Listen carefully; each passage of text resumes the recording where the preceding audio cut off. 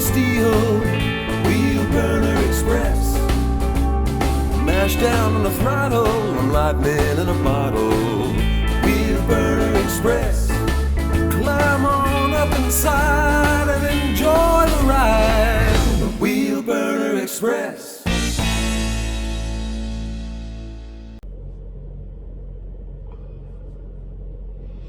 How we doing, wheel burners? I'm just sitting here, I'm looking outside. It has been raining all day. It's later in the afternoon and it just has not stopped. I'm doing my 36 and it sucks because I like when I do my 36 and I'm on the road, I at least like, you know, even in winter, at least it's something I want to be able to get on my truck. You know, I went over earlier today, I went over to Walmart and did my grocery shopping and picked up a couple things and things like that. But I like to at least be able to get out, go for a walk. You know, there's some stores around here and there's a couple other things. There's a Kenny dealership just up the road. There's a Pete dealership just up the road. Even if I could just get out and go, you know, go look at something, oh, shiny, you know, whatever like that. But today is just one of those days where there's jack shit to do, really. And I haven't, as you can see on my wall back here, I have the mount for the TV. I have yet to put a TV in my truck, and I don't know why. I've been procrastinating, and I've just been procrastinating. I was in Walmart this morning, and you know, you can pick up a 27 is what fits in there.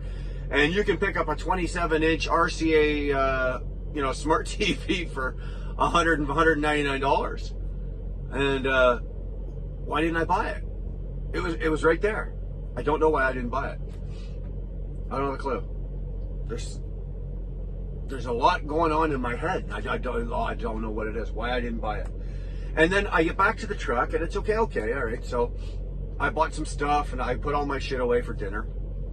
For all my food and everything I bought at Walmart, and then I'm sitting here and I'm looking at this, I'm looking at that, and it's like, oh, I got some things I gotta do to the truck. And again, I'm procrastinating. Why am I procrastinating? I mean, like, these are simple things. Like, again, you see this cord? Like, this cord is attached to a small power bar, and in this power bar I've got like an extension cord that runs down and down along under the bed over to my, I got a 3,000 watt power inverter over here wired into the truck. And this truck being a Freightliner, it doesn't come with the 110 plugins that you can plug in, like to say the Volvos and the Kennys and the new Kennys and Macs do. So I've had to go with this, but what I want to do is I want to get rid of all this. I hate cables, just like all the wires and all the stuff up front. I hate it. So what I've been meaning to do is I want to like just tap a hole, because the microwave's here, and there's about 5 inches of room back there behind the microwave. So what I want to do is I want to just tap a little hole in the bottom down here and run this or put this inside of here, and then plug everything into it, and just have all my my iPhone cord, my charging cord, my other charging cord for my platform, my stabilizer, and just kind of have a hole here, and just have them come out on retractables. So when I need it, I just pull it out, plug it in. And when I'm done, it just goes back. So I want to do all of that. And again, these are I don't know, we're talking like a 15-minute job, and I can't get my shit together to do it. I don't know what it is. So actually, what I'm going to do is I'm going to break out my air fryer, because I bought some raw chicken today. I bought some chicken today. I didn't buy it I bought it raw, but it's already seasoned, and I bought a couple of those chicken breasts that have the bacon wrap on them. So I'm going to do a couple of those in the air fryer, and I've got some salad. So I'm going to do that. It's getting near the dinner hour, and I'm getting a little hungry. So I'm going to do that. And then after I do dinner, of course, we're gonna have ourselves a bubbly while we're doing that, eating dinner. And then after that, maybe I'll take a look at maybe drilling some holes, at least getting the drill out and drilling some holes, and maybe getting this out of the way, just to get this off my brain, you know, just to get this out of the way. I don't know. I don't know, anybody else, any other drivers out there that you're in the same position that you got to do it, and they're little things. It's not like I can't operate the truck and I can't go to work with this hanging here. I can. It's not a problem. It's just for some fucking reason, I don't know. I got to get rid of it, and it's bugging the hell out of me, but I won't do anything about it. How stupid is that? So I'm going to do that. I think I'm going to take a look at that. I'm just going to tap some holes after I have my dinner. And I think that's what I'm gonna do. So I'll get back to you in a few minutes. Let's get the air fryer out and get some dinner going here first. So let's do that.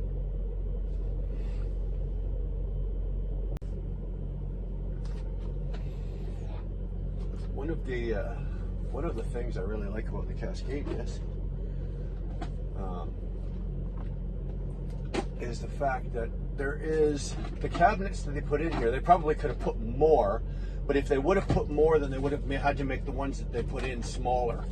And I like the two that they have in, one above the microwave, this cabinet up here, and this cabinet over here above the laundry hair, or whatever you call this cabinet, this closet, because I've got an air fryer, and it's not a fancy one. It's a Proctor Silex. It's fairly small.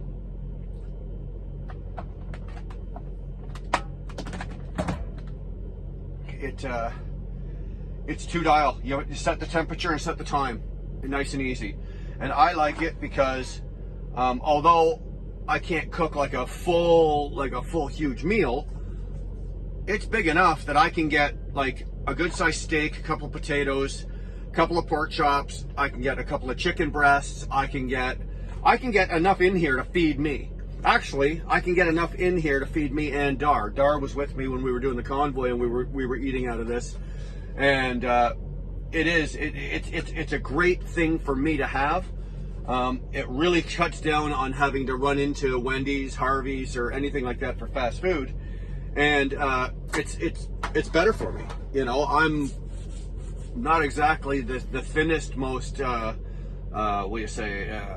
athletic, guy anymore. I'm carrying some weight around, and I could probably afford to lose a few pounds. And this is a great option, and it's an easy option because it's all Teflon. Like, this is all Teflon. So you put it all in, you cook it, but then it's just when you're done with it, you drain the grease into a container or whatnot, and then it's add water, a little bit of soap and water, and you just clean out the basket here, and it's just and it's done. And so it's like a 5-minute cleanup. So what I'm gonna do here is, and this is okay, this is what I did when I cheated, right? I'll show you what I did here. So I bought the chicken breasts, but I didn't buy them and then go season them. So I went and did this deal here, right? So you know the chicken breast is already seasoned, it's already wrapped in bacon, it's all blah blah blah. 2 of these were $6.95 at Walmart for 2 of these. So for $6.95, I'm gonna get 2 of these. And in the air fryer, believe it or not, they don't point and shrink back down. They do really well. They do okay. So for $6.95, I got 2 of these. I'll have a salad, I'll have a bubbly, and I'll probably munch on a little bit of cheese and crackers or something with the whole thing. I'll get myself a nice dinner. It's fairly healthy. It's filling, and it's not processed shit that I'm pulling out of a fast food restaurant. So that's it. And so it's just here. Not everybody, like I know you watch all those other cooking shows. If you don't usually see Gordon Ramsay sitting there with a stogie cutting his food. And I just want to say this though, if you are dealing with chicken, especially raw chicken, I've got antiseptic wipes here now, and I've got sprays of alcohol for cleanup and everything. But I try to keep the wipes, antibiotic wipes, or whatever you call these, antiseptical wipes, or who knows, personal, whatever. I get these from my brother-in-law. My brother-in-law Wes, he sells medical supplies, so I get these by the case at a really good price. He's got me hooked up with that. So, and that's basically what I use. So basically, we just cut these open, And since I'm not feeding any of you, and I'm not worried about cigarette or cigar ashes in your food, that's kind of gross, eh? But I don't care right now. I'm in a mood, so I'm gonna eat my dinner, and I'm gonna smoke my cigar. Like, look how big these are. Like, that's a pretty decent sized chicken breast. That's not bad. It goes in there nice and neat like that.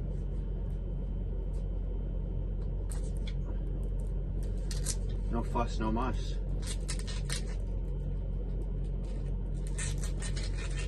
So I keep looking up because somebody, you know, when you're parked in this daylight, people are walking around. It's like something grabs your. I don't know if I'm OCD or something, or it's like squirrel. I don't know. But every time somebody goes walking by, it's like, ooh, what's that? So, okay, there's the second one. Second one. Into the basket. Let's get them nicely separated. Okay, we don't touch anything with our bare hands. I already had this open, so I didn't have to touch the top or the cabinet.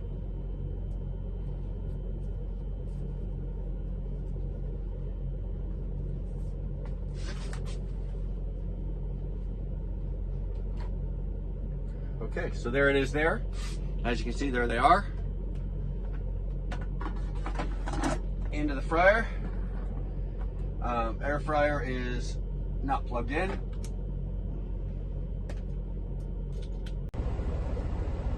So, while I'm sitting here waiting for my dinner to cook, I was sitting here thinking about something today. And I guess this would be kind of directed to, I guess, some of the senior drivers, some of the older drivers. And a lot of you know that I just went through 4 or 5 weeks training with Will. And it was a really good experience. And I don't mean that for Will. I mean, it was a really good experience for me. I learned a lot about people. I learned a lot about myself, believe it or not. What I'm willing to accept and what I'm not willing to accept as far as people, you know, pushing your buttons. But it opened my eyes as well to a lot of other things. And one of them is how the new driver coming into the industry, how he's looked upon.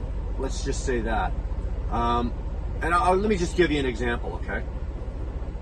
A new driver comes out, and I'm just going to use a young kid for an example. I know there's new drivers of all ages, but I'm just going to use a young guy, okay? Let's say he's fresh out of truck driving school. He's done his training with Warner, Swift, whoever, us, me, whatever, and he's out on the road in the truck, but he's still fresh and he's still new. And you can tell, a lot of us can tell. You can tell by the way somebody's driving or how their posture is behind the wheel when they're driving down the highway. You can usually tell.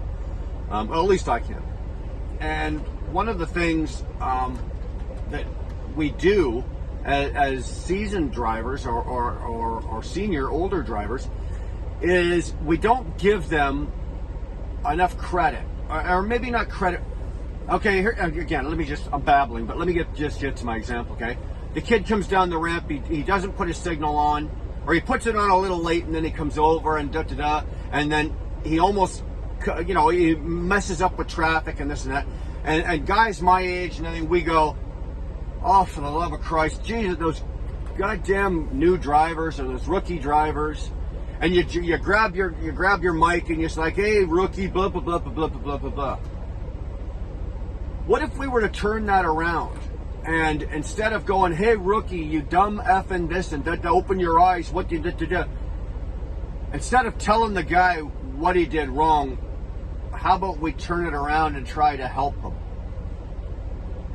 Why don't we try to make better drivers instead of running each other into the ground? There's too many of us out here, and I've been guilty of it. There's too many of us out here that are really quick to jump on somebody that does something stupid, instead of maybe grabbing the mic and going, hey, driver, you okay? Hey, maybe next time throw the signal on a little sooner and take a look before you come out.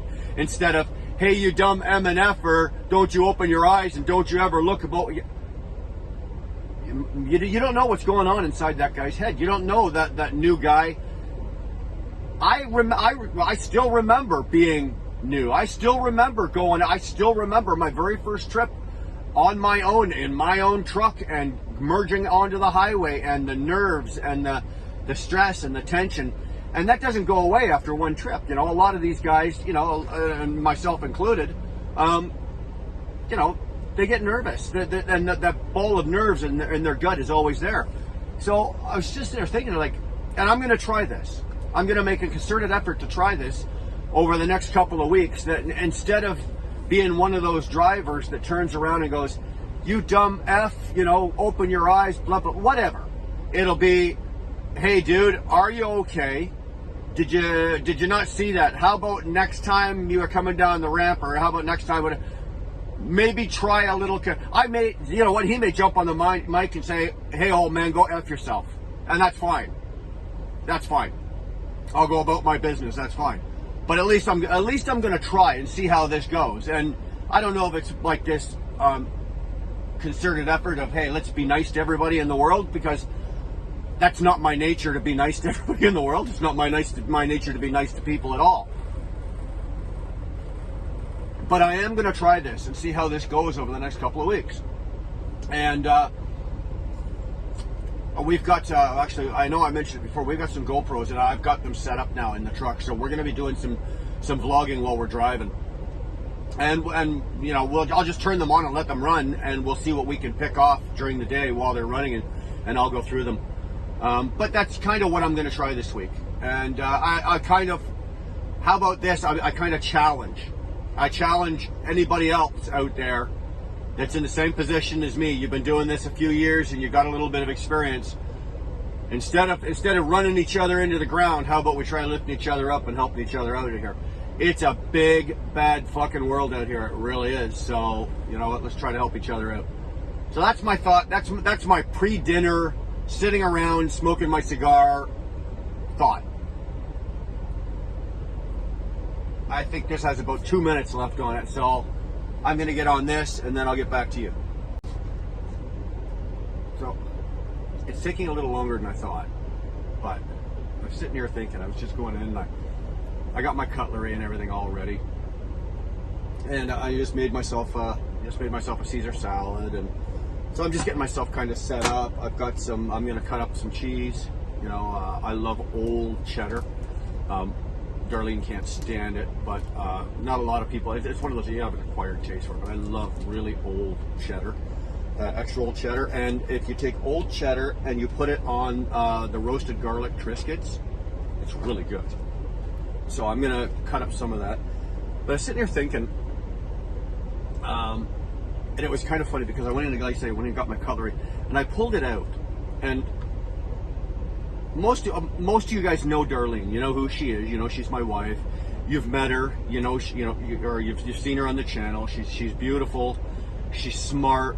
She's very witty. She's a great woman. I love her more than anything in the world, and you guys all know this.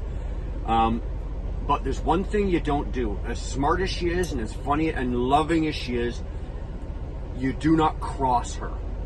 Okay, and I mean, like, you do not cross her. And I'm going to give you, here's an example. Okay, I've got two really good friends of mine. These are probably my two best friends. Mikey Campbell, who wrote the Wheel Burner song, and my buddy Jeremy Collins. Now, both of these guys I've known for years, and both of these guys I've done millions of miles with both of these guys. Mike is 6'5", 350 pounds. Big boy. Tough boy. Jeremy, he's not that big, but again, he's a tough guy. He's a road hammer. He really is. And if I was to ask them, I'll ask them both right now, and they are going to have to watch this video, and they're going to have to put the comments in here to get the answer. I'm going to give you the answer anyway, but I'm going to tell you. If it came down to a situation with Mike and Jeremy, if they had to cross somebody, if you had to cross me, boys, if either of you boys had to cross me, and know that I was coming for you, or you had to cross Darlene and you knew she was going to be coming for you, who do you want to deal with, me or Darlene? I guarantee you, 6'5", 350 pounds, he'd rather deal with me. So would Jer. But in saying that, the sweetness of this woman, and I'm holding this fork for a reason, I go in and get my cutlery, and these are the little things that she does for me. I don't know if you can read this. I'll try to hold it up here. I don't know if you guys can read that right there. If you can't, but it's inscribed. She had my fork inscribed, and it says, "I forking love you." That is one of the sweetest things that those are some of the little sweet things that she does for me. This is a woman that's been dealing with me on the road for our entire relationship. She's been a trucker's wife almost our entire relationship. And she still does she still does things like that just reach out and take my breath away and just wrap my heart up. It really is. Wow, did you hear that? Wow. Well, let's put the cigar away. Well, hold on, let's check first.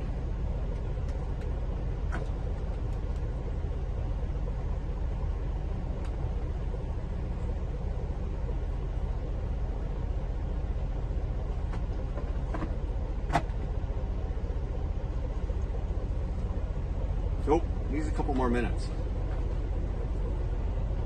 That's okay. In case you guys are wondering, the cigars. This one here, this is called a Flathead 660. It's a Nicaraguan. Real nice cigar. Not expensive. I think it was about $9, $9 stick. I've been getting away from the big, the Romeos and the Monte Cristos and the Cajitas. Now, get me wrong, those are great cigars. They're Cubans. They're beautiful. But I'm finding that the Nicaraguans and the Hondurans and the Dominicans are making cigars these days that are equal to or almost on par with the Cubans. And I find that with the Cuban cigars, you light them up and you get this real nice creamy flavor from beginning right till end when you put it out. And you get that with their Monte Cristos and with your Romeos. I'm finding with the Hondurans and the Nicaraguans, they've got them blended so that you got a flavor change going through. Like I lit this up, and although I like a nice, creamy, easy cigar, these ones here, they start out with a little bit of creaminess. Then they go to the farther in, they get a little bit in, they get like an earthy flavor. I don't know, unless you smoke cigars, it's hard to describe. It's a bit of a harsher, you feel it back there a little more. It's a nice sensation. And you get a bit of a flavor change as the cigar goes through. And I'm really, really, really enjoying this cigar. Like I said, an $8.50, maybe a $9 stick, as opposed to say a Monte Cristo number 2. Those things go for anywhere from $35 to $42. There's an $8 stick, and I'm getting as much enjoyment out of this. So I'm going to cut some cheese. Not the cheese. I'm going to cut some cheese and get back to you. Okay. It's ready. Oh. You should smell the inside of this truck. Now, I don't do a lot of this. And let me give you a fair warning right now, guys. If you plan to do a lot of cooking with your air fryer in here, crack your windows wide. Because it does put off a lot of smell. Like, it smells great, but after enough time, if you do this for years, you'll never get the smell out of your truck. You won't. So there's a heads up for you on that. So there's one.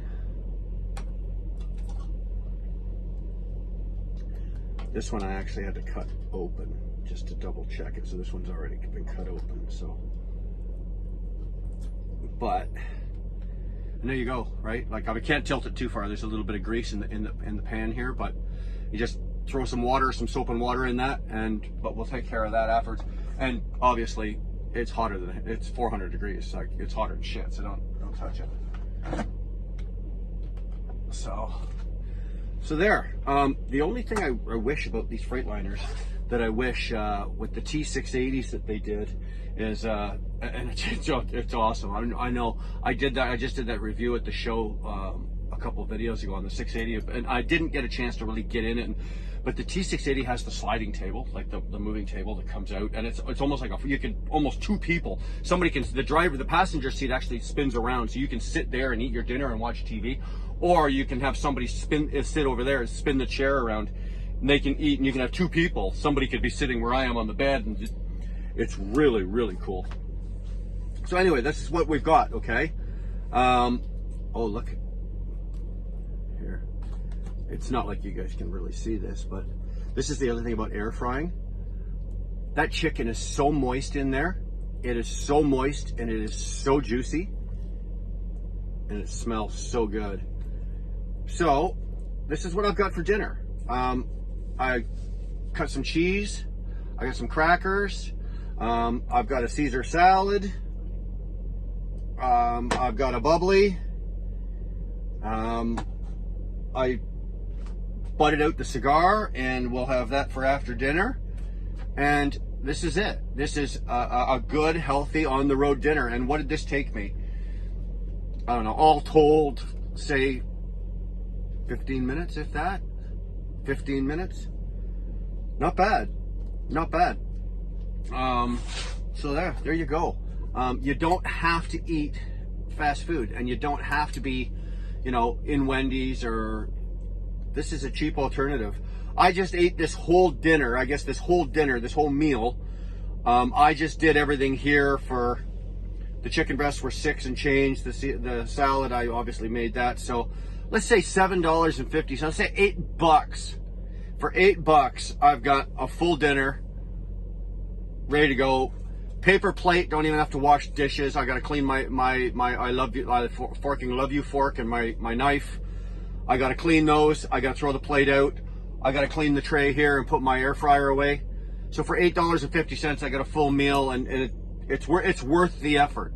It really is. So I suggest that you guys do it. I know guys, buddy of mine, Gordy, he's got an air fryer. He's got one of the small crock pots. He can actually do a small to medium-sized roast, and he'll start that in the morning. He'll throw the roast in there, just chop up some carrots and some onions and some celery and shit, and throw it in there at, say, 7 o'clock in the morning, and then at 5 o'clock when he's ready to eat, he's got a full-blown, like a full roast dinner. Throw a salad together, and maybe he'll steam some vegetables or something. Yuck. You'll notice there's no vegetables. Right? As much as Darlene, it kills Darlene, I don't eat vegetables. I eat corn and I eat carrots, and neither of which I have here, so I'm not eating them. But again, $9, let's say $8. I did dinner tonight. And it's a healthy dinner. I'm gonna go. Actually, it looks like the rain has stopped. It's getting a little dark out, but the rain has stopped. I'm gonna have a dinner. I'll probably put a coat on or a hoodie on, grab my stogie after dinner, and go for a walk and stretch my legs and get a little exercise. So that's a day on the road. Anyway, I just thought I'd share this with you. I'm sitting around killing time. I got nothing to do. I might as well talk to you guys. But there are a couple things I want you guys to go check out. I want you to go check out Northern Girl Hobbies.